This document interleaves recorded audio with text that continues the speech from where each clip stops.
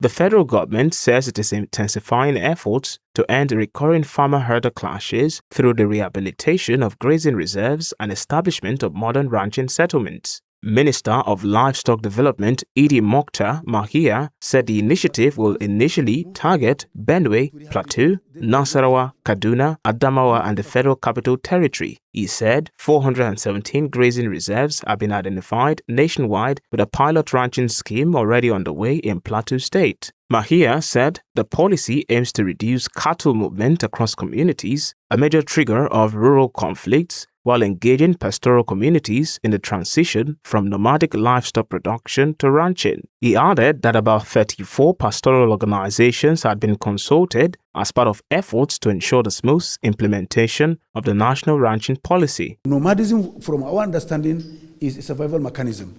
Animals need to move from one point where there is scarcity of feed and water to a place where fodder and water is available.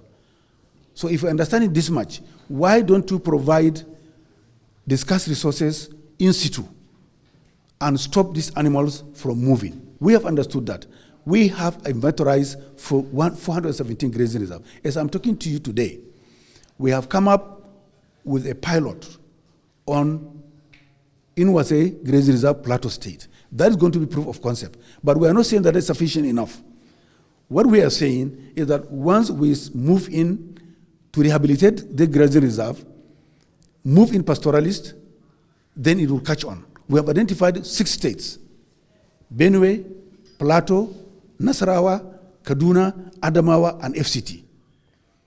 And we have reason for identifying this. If you look at the incidences of crisis, these states have actually reported more farm-herder clashes than other states that have not been mentioned. So we are conscious of that. Access 24 News reports that the federal government plans to integrate ranches with feed, water, healthcare, and other facilities to reduce cattle movement, modernize livestock production, and create jobs. Thank you very much.